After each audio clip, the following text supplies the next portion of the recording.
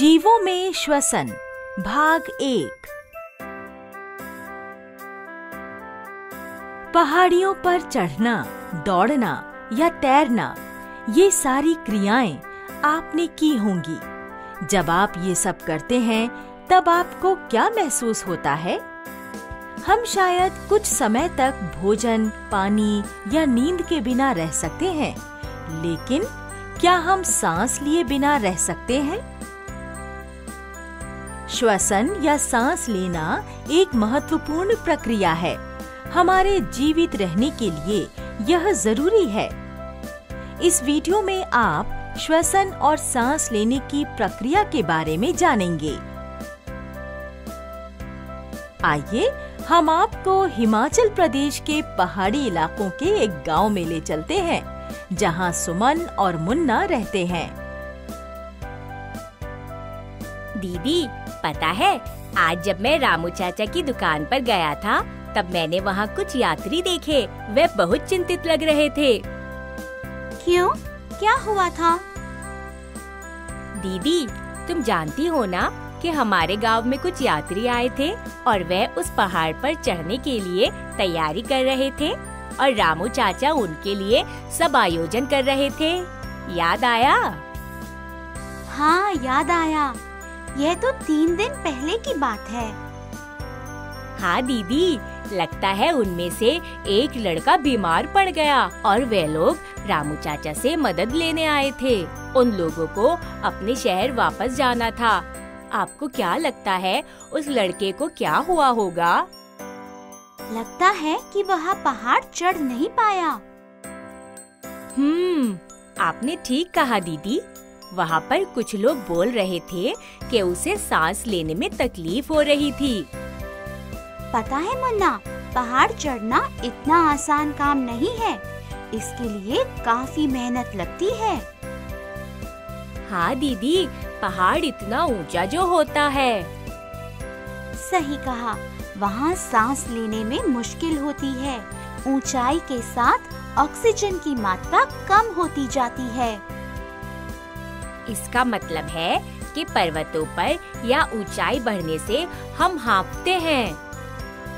हाँ, सही कहा। दीदी, जब मैं दौड़ता हूँ, तेज चलता हूँ, नाचता हूँ, तब भी मैं हांफता हूँ। बच्चों, बगैर सांस के हम ज्यादा देर जीवित नहीं रह सकते हैं। क्या आप बता सकते हैं कि जब हम तैरते हैं हम सांस कैसे लेते हैं? मुन्ना, इधर आओ। तुमने पढ़ा ही है कि सभी जीव बहुत सूक्ष्म इकाइयों से बने होते हैं, जिन्हें हम कोशिकाएं कहते हैं।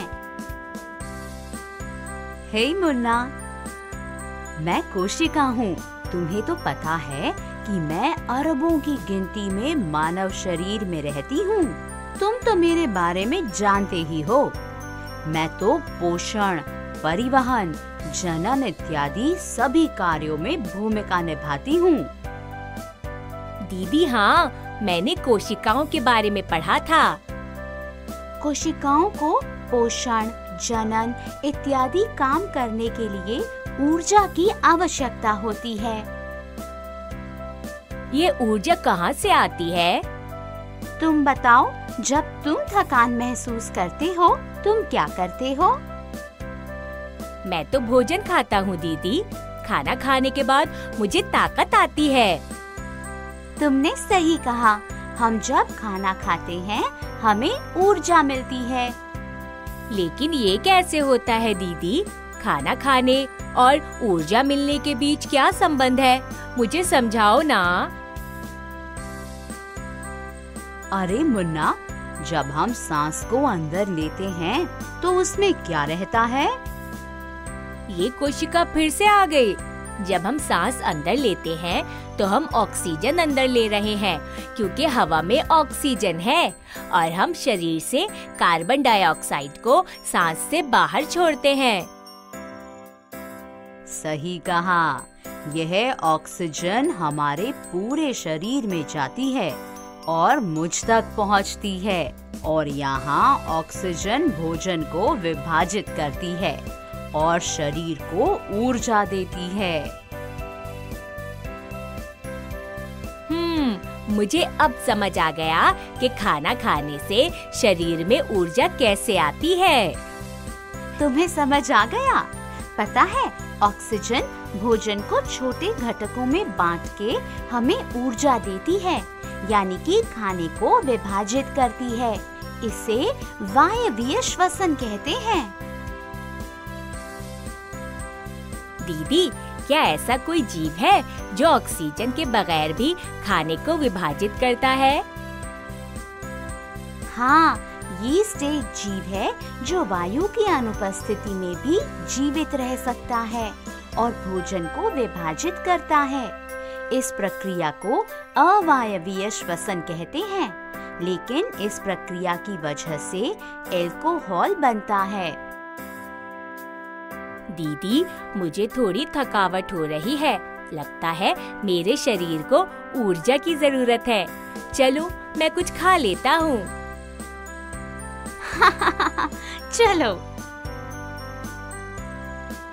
बच्चों, जब लोग दौड़ते हैं, तैरते हैं या कुछ और काम करते हैं, उन्हें थकान तो महसूस होती ही है, लेकिन उनको भूख भी लगती है। ऐसा क्यों होता है? मुन्ना, पता है, श्वसन दर विभिन्न परिस्थितियों में अलग-अलग होता है।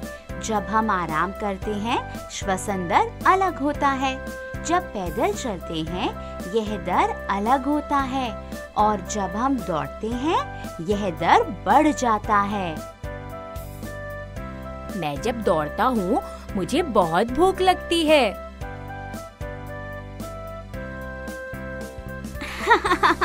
इसके लिए भी एक कारण है। जब हम दौड़ते हैं, तब सांस बढ़ जाती है और हमें ऑक्सीजन की ज्यादा जरूरत पड़ती है और ज्यादा ऑक्सीजन उपयोग होती है। इसकी वजह से खाना ज्यादा विभाजित होता है और अधिक ऊर्जा का उपयोग होता है। अच्छा, इसलिए हमें ज्यादा भूख लगती है। दीदी, ये सब समझाने के लिए धन्यवाद।